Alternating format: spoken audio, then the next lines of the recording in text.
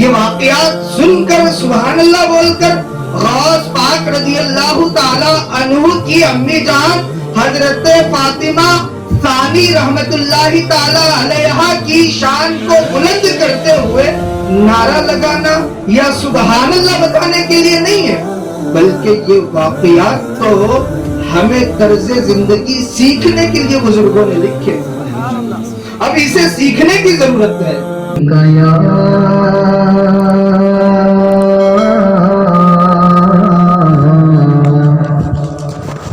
یا رسول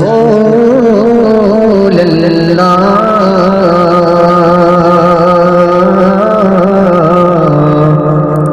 وسلم علیک یا حبیب اللہ۔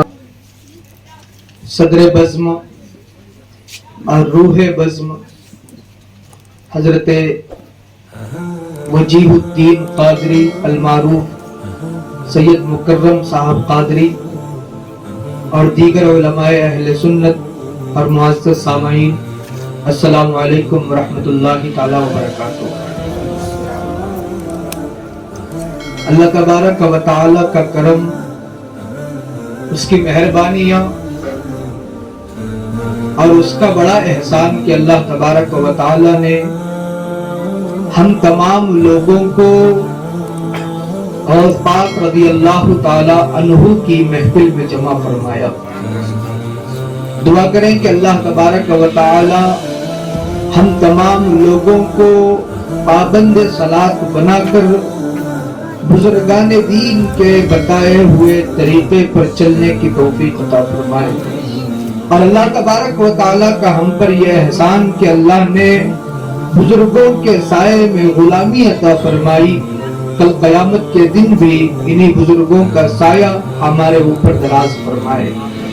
عزیزان محترم، آئیے کچھ سنتے ہیں اور کچھ سناتے ہیں، اس سے بیشتر ہم اور آپ مالک رقاب فخر عرب و عجم سیاح لامکاں مونی سے غمخارا انی سے بے کساں چارہ سازہ درد مندہ، ہم غریبوں کے آقا و مولا جناب احمد مجتبی محمد مصطفیٰ صلی اللہ تعالی علیہ وسلم کی بارگاہ میں اپنی غلامی کا ثبوت دیتے ہوئے بآواز بلند درود پاک پڑھتے ہیں۔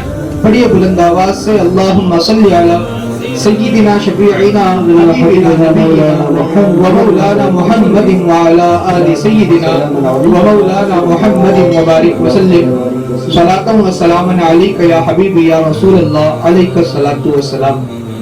عزیزان محترم، امام عشق و محبت سیدی سندی اعلیٰ حضرت کیا ہی خوب فرماتے ہیں، واہ کیا مرتبہ اے غوث ہے بالا تیرا۔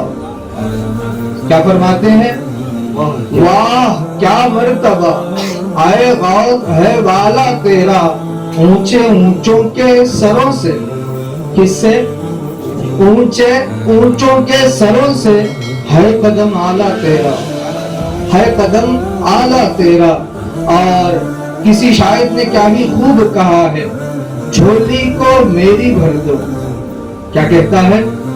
جھولی کو میری بھر دو ورنہ کہے گی دنیا، جھولی کو میری بھر دو ورنہ کہے گی دنیا، غوث الورا کا منگتا پھرتا ہے مارا مارا۔ کیا فرماتے ہیں؟ غوث الورا کا منگتا پھرتا ہے مارا مارا۔ عزیزان محترم، اب آئیے عقیدتوں کے ساتھ ایک بار اور نبی اور آل نبی کی بارگاہ میں بآواز بلند درود پاک ایسا مل کر پڑھتے ہیں کہ میں آپ کو کچھ سنا سکوں اور آپ مجھ سے کچھ سن سکیں۔ بآواز بلند درود پاک پڑھنے، اللہم صلی علی سیدنا شفیعنا حبیبنا نبینا و مولانا محمد وعلی آل سیدنا و مولانا محمد مبارک وسلم صلاۃ و سلام علیک یا رسول اللہ علیک الصلاۃ والسلام۔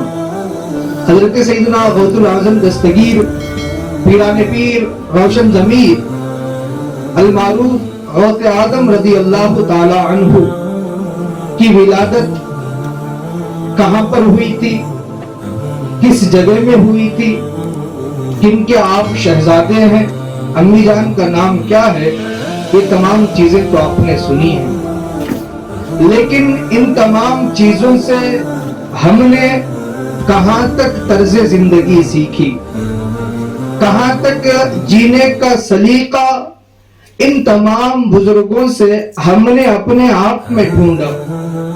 اس چیز کی بڑی ضرورت ہے. دیکھیے حضرت ابو صالح موسیٰ جنگی دوست رحمت اللہ تعالی علیہ اپنے وقت کے مایہ ناز محدث اور اس کے علاوہ اللہ تبارک و تعالی کے ولی کامل تھے. اللہ تبارک و تعالی کی عبادت میں آپ کی زندگی کا اکثر حصہ گزرا کرتا ہے.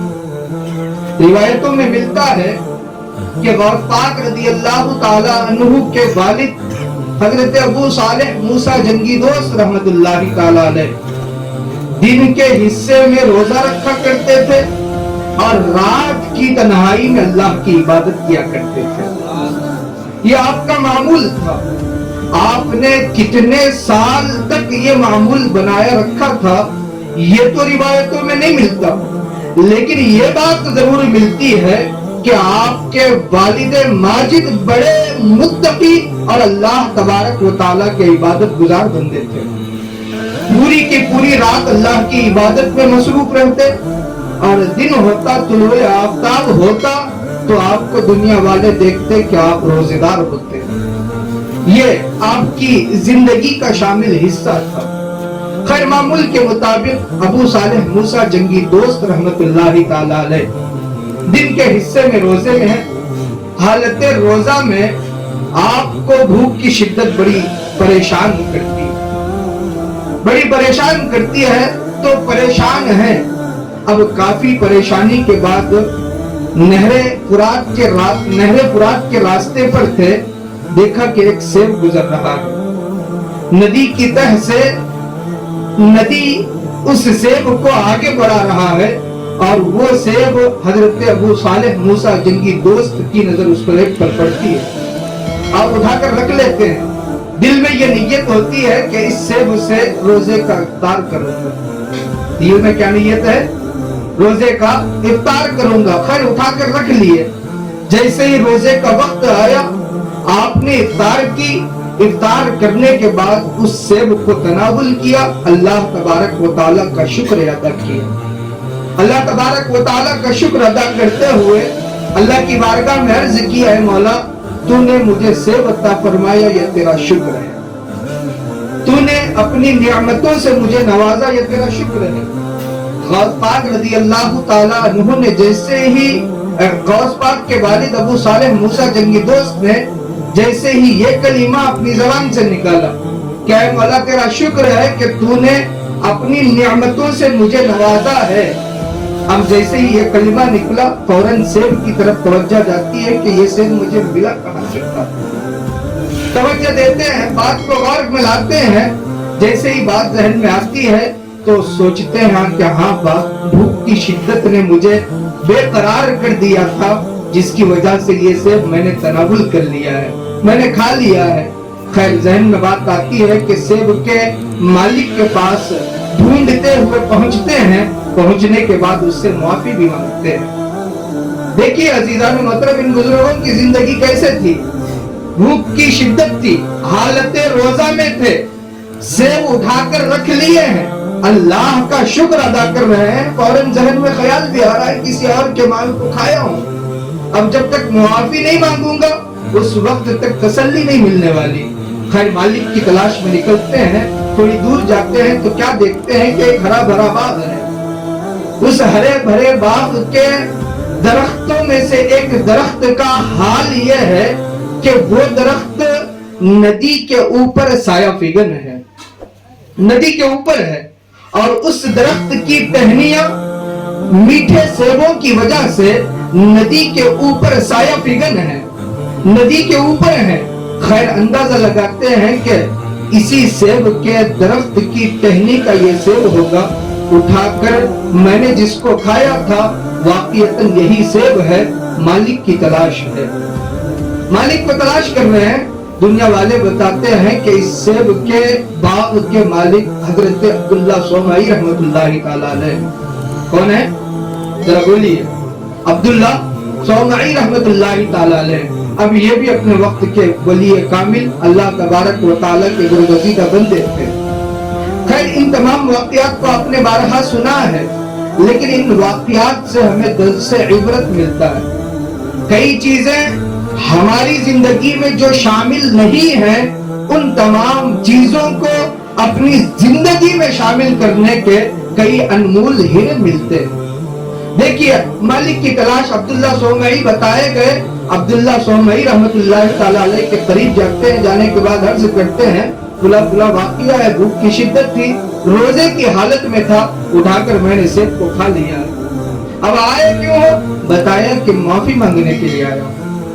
حضرت عبداللہ صومعی رحمت اللہ تعالیٰ علیہ نے دیکھا کہ ان کی پیشانی میں عبد القادر جیلانی کا نور چمک رہا تھا. جیسے ہی دیکھا پہچان لیا. فرمایا کہ معافی تو ملے گی، لیکن دو شرائط ہیں، ان دو شرطوں کو مان لیتے ہو تو معافی مل جائے گی. فرمایا کہ کیا شرائط ہیں، کیا بتاتے ہیں آپ؟ بتایا کہ دو شرائط میں سے ایک شرط یہ ہے کہ جس سیب کو تم نے کھایا ہے اس سیب کے درخت بلکہ پورے باغ کی 10 سالوں تک رکھوالی کرنی ہوگی. 10 سالوں تک رکھوالی کرنی ہوگی. 10 سالوں تک میرے باغ میں رہ کر ان درختوں کو پانی دینا ہوگا، اور ان درختوں سے میٹھے پھل جو نیچے گر جاتے ہیں ان کو جمع کرنا ہوگا. باغ کی ساری ذمہ داری تمہیں سنبھالنے ہوگی. ایک شرط یہ تھی. خیر دوسری شرط کیا تھی؟ دوسری شرط یہ تھی کہ میری ایک بیٹی ہے جس میں 5 عیب ہیں. کتنے؟ 5 عیب ہیں. 5 ان کے اندر نقطے ہیں. لیکن اسی عیب دار بیٹی کا نکاح میں تم سے کروں گا اور اسے پوری زندگی اپنی شریک حیات بنانا ہوگا. اللہ اکبر کبیر. دیکھیے کھائے تو ایک سیب ہے، گئے تھے معافی مانگنے کے لیے. اب 10 سال خدمت کی بات ہے، اس کے علاوہ 5 عیب بھی بتائے جا رہے ہیں. اب یہاں سوچتے ہیں کہ کروں تو کروں کیا. خیر ڈھلتی جوانی ہے، عمر کا کوئی اندازہ نہیں ہے، بندہ معاف کر دے گا تو رب بھی معاف فرمائے گا. یہ سوچ کر ان دونوں شرائط کو مان لیتے ہیں. اللہ اکبر کبیر. 10 سال باپ کی خدمت ہو گئی. اب پھر حضرت عبداللہ صومعی رحمت اللہ تعالیٰ علیہ کے قریب پہنچے. عرض کرتے ہیں حضور 10 سال تو میں نے رکھوالی کر لی، اب بتائیے کیا بات ہے. فرمایا کہ عیب دار بیٹی سے نکاح بھی کرنا تھا. اب اس شرط کو ماننا پڑے گا کیونکہ تم نے مانا تھا اس زمانے میں. فرمایا کہ حضور 10 سال تو رکھوالی ہو گئی، حاضر خدمت اسی وجہ سے ہوں کہ آپ کی عیب دار بیٹی سے نکاح کر لو. اب اپنی بیٹی کے عیب کو بذات خود عبداللہ صومعی بتا رہے ہیں کہ میری بیٹی اندھی ہے، آج تک دیکھا نہیں ہے. ایک عیب کیا ہے؟ میری بیٹی اندھی ہے، آج تک دیکھا نہیں ہے. میری بیٹی گونگی ہے، بولا نہیں ہے. کیا بول رہے ہیں؟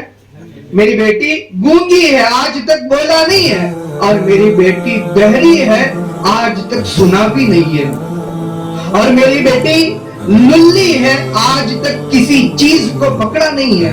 اور میری بیٹی لنگڑی ہے، آج تک چلا بھی نہیں ہے. خیر نکاح ہوتا ہے. نکاح ہونے کے بعد رشتہ ازدواجیت کے عوامل کو ادا کرنے کے لیے حضرت ابو صالح موسیٰ جنگی دوست رحمت اللہ تعالیٰ علیہ حجرہ شریف میں پہنچتے ہیں تو کیا دیکھتے ہیں؟ بڑی خوبصورت بیٹی بیٹھی ہوئی ہے. اب یہاں تو بتائے تھے کہ عیب ہے، لیکن یہاں تو خوبصورت شہزادی بیٹھی ہوئی ہے. لہذا آپ فوراً کمرے سے باہر نکل آتے ہیں. نکل آنے کے بعد عبداللہ صومعی رحمت اللہ تعالیٰ علیہ کے قریب پہنچتے ہیں.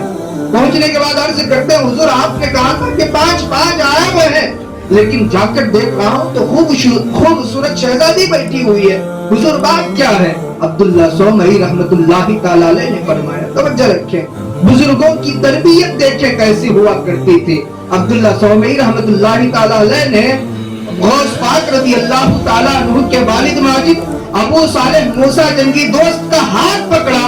ہاتھ پکڑنے کے بعد کہا اے ابو صالح سنو، میری بیٹی واقعتاً اندھی ہے. میں نے بتایا بھی کہ میری بیٹی اندھی ہے، لیکن اندھی اس وجہ سے کہا ہے کہ कि मेरी बेटी ने अपने आंखों से गलत चीजों को देखा ही नहीं है।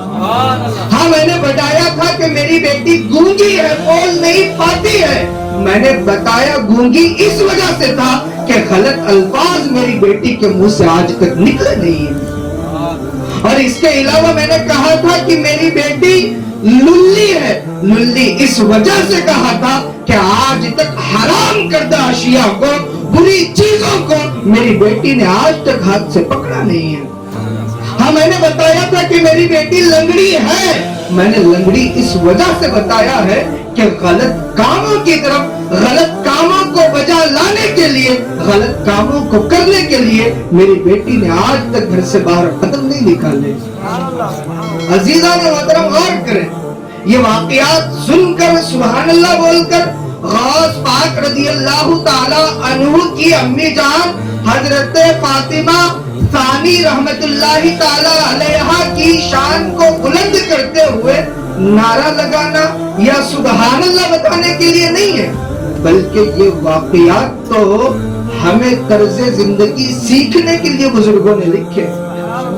अब इसे सीखने की जरूरत है और इन तमाम चीजों को बजाते खुद हम अपने घरों में इजाद करना पड़ेगा। और जब तक इजाद नहीं करेंगे तो हम गौस पाक के नारे तो लगा लेंगे, लेकिन सच्चे मुरीद गौसे आजम नहीं बन सकते। गौसे आजम से सच्ची मोहब्बत हमारे दिलों में है, ये हम तो कह सकते हैं, लेकिन हमारा गैर हमको मुरीद गौसे आजम नहीं कह सकता। खैर, हमारे चैनल को सब्सक्राइब कीजिए, लाइक कीजिए, शेयर कीजिए। वीडियोस कैसे हैं कमेंट्स में जरूर लिखिए। अगले वीडियोस को देखने के लिए बेल आइकन पर क्लिक कीजिए और नोटिफिकेशन को ऑन कीजिए।